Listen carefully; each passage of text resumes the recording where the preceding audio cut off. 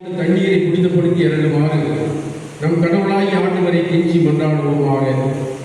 அவரே நமக்கு உதவி அளித்து நாம் பெற்றுக்கொண்ட தூய ஆவிக்கு உண்மை உள்ளவர்களாய் வெளித்திருக்க அருள்வாராக. என்றென்றும் உள்ள எல்லாம் உள்ள இறைவா, வாழ்வின் ஊற்றும் தூய்மையின் தொடக்கமுமான தண்ணீரின் வழியாக மக்கள் புனிதமடைந்து நிலை வாழ்வின் கொடையை பெற வேண்டும் என திருமூலமாடி இத்தண்ணீரை புனிதப்படுத்தியுள்ள உண்மையை வேண்டுகின்றோம். ஆண்டவரை ஒரு நாளாகி இன்று ஒரு அருட்காவலை பெற விரும்புகின்றோம். வாழ்வழிக்கும் ஒரு அருளின் ஊற்றினை எம்பில் புதுப்பித்தருளும். இத்தண்ணீரினால் எங்கள் உள்ளத்தையும் உடலையும் தீமை அனைத்திலிருந்தும் காத்தருள்வீராக. இவ்வாறு நாங்கள் தூய இதயத்துடன் அணுகி வரவும் உமது மீட்பை பெற்றுக்கொள்ளவும் தகுதி பெறுவோமாக. எங்கள் ஆண்டவராகிய கிறிஸ்து வழியாக உண்மை கொண்டாடுகின்றோம்.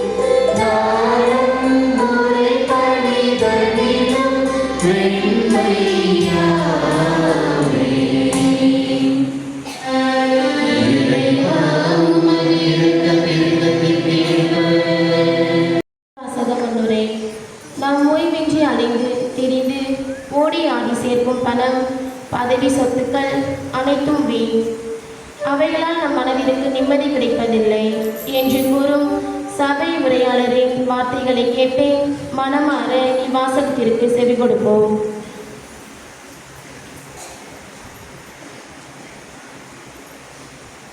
முதல் வாசகம்.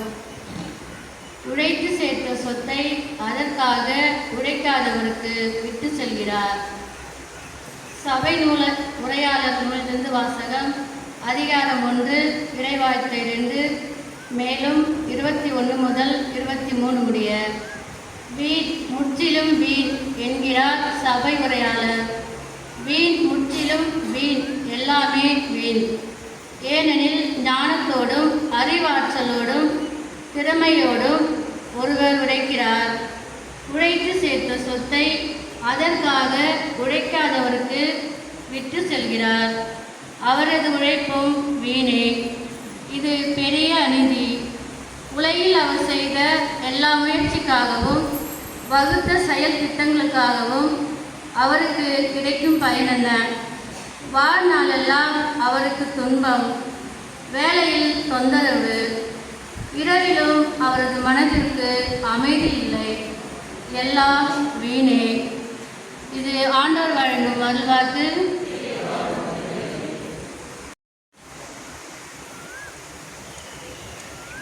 இரண்டாம் வாசகம். மேலுலகு சார்ந்தவை பற்றியே எண்ணுங்கள். திருத்தூதர் பவுல் கொலேசையருக்கு எழுதிய திருமுகத்திலிருந்து வாசகம். அதிகாரம் 3, இறை வசனங்கள் 1-5, மேலும் 9-11 முடிய. சகோதர சகோதரிகளே, நீங்கள் கிறிஸ்துவோடு உயிர் பெற்று எழுந்தவர்களானால் மேலுலகு சார்ந்தவற்றை நாடுங்கள். அங்கு கிறிஸ்து கடவுளின் வலப்பக்கத்தில் அமர்ந்திருக்கிறார். இவ்வுலகு சார்ந்தவை பற்றி அல்ல, மேலுலகு சார்ந்தவை பற்றியே எண்ணுங்கள். ஏனெனில் நீங்கள் கிறிஸ்துவோடு இறந்து விட்டீர்கள். உங்கள் வாழ்வு அவரோடு இணைந்து கடவுளிடம் மறைந்திருக்கிறது. கிறிஸ்துவே உங்களுக்கு வாழ்வு அளிப்பவர். அவர் தோன்றும் பொழுது நீங்களும் அவரோடு மாற்று பொருந்தியவராய் தோன்றுவீர்கள். ஆகவே உலக போக்கிலான உங்கள் இயல்புக்குரிய பரத்தமை, ஒழுக்கக்கேடு, கட்டுக்கடங்காத பாலுணர்வு, தீய நாட்டம், சிலை வழிபாடான பேராசை ஆகியவற்றை ஒழித்து விடுங்கள். ஒருவரோடு ஒருவர் பொய் பேசாதீர்கள். ஏனெனில் நீங்கள் பழைய மனித இயல்பையும் அதற்குரிய செயல்களையும் கலைந்துவிட்டு புதிய மனித இயல்பை அடைந்திருக்கிறீர்கள். அவ்வியல்பு தன்னை உண்டாக்கினவரின் சாயலுக்கு ஏற்ப புதுப்பிக்கப்படுகிறது. இவ்வாறு நீங்கள் கடவுளை முழுமையாய் அறிய முடியும். புதுப்பிக்கப்பட்ட நிலையில் கிரேக்கர் என்றும் யூதர் என்றும், விருத்த சேதனம் பெற்றவர் என்றும் விருத்த சேதனம் பெறாதவர் என்றும், நாகரிகமற்றோர் என்றும், சீத்தியர் என்றும், அடிமை என்றும், உரிமை குடிமக்கள் என்றும் வேறுபாடு இல்லை. கிறிஸ்துவே அனைவருள்ளும் அனைத்துமாய் இருப்பார். இது ஆண்டவர் வழங்கும் அருள்வாக்கு.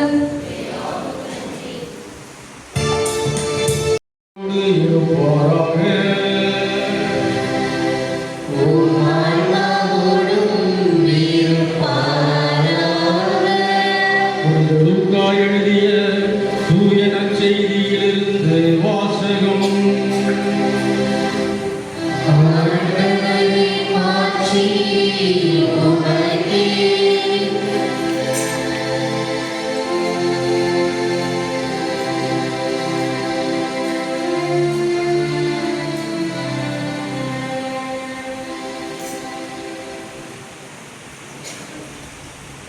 பிரிவு 12, அருள்வாக்குகள் 13-21 வரை. அக்காலத்தில் கூட்டத்தில் இருந்த ஒருவர் இயேசுவிடம், போதகரே, சொத்தை என்னோடு பங்கிட்டுக் கொள்ளுமாறு என் சகோதரருக்கு சொல்லும் என்றார். அவர் அந்த ஆளை நோக்கி, என்னை உங்களுக்கு நடுவராகவோ பாகம் பிடிப்பவராகவோ அமர்த்தியவர் யார் என்று கேட்டார். பின்பு அவர் அவர்களை நோக்கி, எவ்வகை பேராசைக்கும் இடம் கூடாதவாறு எச்சரிக்கையாயிருங்கள். மிகுதியான உடைமைகளை கொண்டிருப்பதால் ஒருவருக்கு வாழ்வு வந்துவிடாது என்றார். அவர்களுக்கு அவர் ஒரு ஓமையை சொன்னார். செல்வனாய் இருந்த ஒருவருடைய நிலம் நன்றாய் விளைந்தது. அவன், நான் என்ன செய்வேன், என் விளைபொருட்களை சேர்த்து வைக்க இடமில்லையே என்று எண்ணினான். ஒன்று செய்வேன், என் களஞ்சியங்களை இடித்து இன்னும் பெரிதாக கட்டுவேன். அங்கு என் தானியத்தையும் பொருட்களையும் சேர்த்து வைப்பேன். பின்பு என் நெஞ்சமே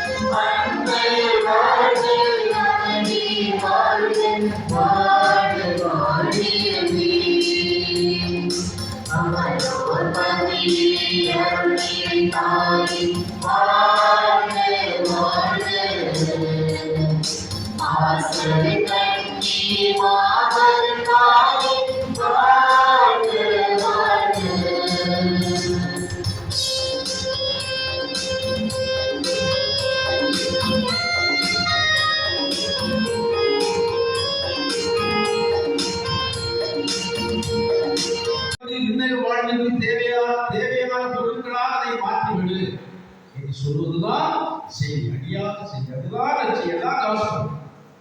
அதுதான் ஆண்டவர் இன்னைக்கு நம்ம சொல்கிறார். சொல்லு இந்த செல்வத்துக்கு உயிரற்ற செல்வம் என்று சொல்லலாம். இந்த செல்வத்துக்கு உயிர் இல்லை. வீட்டுக்கு உயிர் இருக்கா? நிலப்பழத்துக்கு உயிர் இருக்கா? பணத்துக்கு உயிர் இருக்கா? நகைக்கு உயிர் இருக்கா? பொருள்களுக்கு உயிர் இருக்கா? உயிர் இல்லை. உயிரற்ற செல்வம் அப்படின்னு குறுக்கி அடித்து சொல்லியிருக்கு.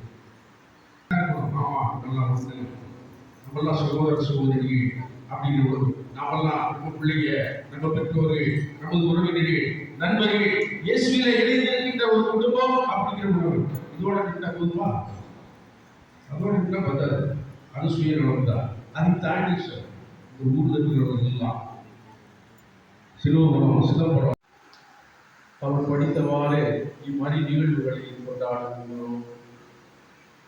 ஏனெனில் அவர் காட்டிக் கொடுக்கப்பட்ட இரவில் அப்பத்தை எடுத்து உமக்கு நன்றி செலுத்தி ஆசி வழங்கி அதை பெற்று தம் சீடர்களுக்கு அழைத்து அவர் கூறியதாவது: அனைவரும் இதிலிருந்து பெற்று உண்ணுங்கள், ஏனெனில் இது உங்களுக்காக கையளிக்கப்படும் என் உடல்.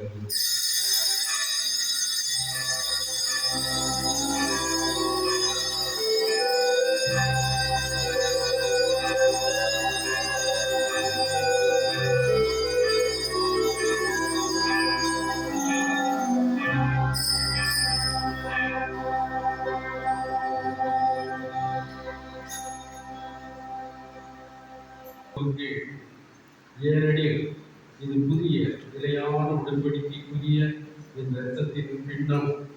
இது பாவ மன்னிப்புக்கென்று உங்களுக்காகவும் பலருக்காகவும் சிந்தப்படும். இதை என் நினைவாக செய்யுங்கள்.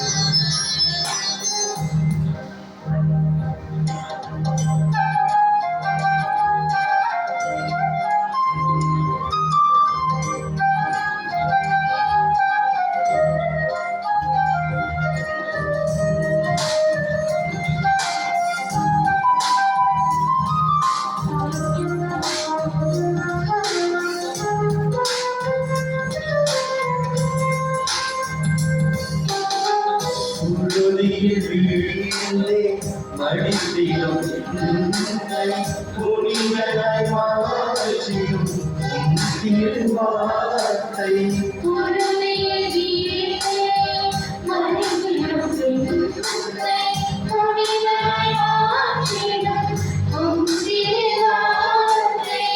உயரிலே மனம் கலங்கிடும் போது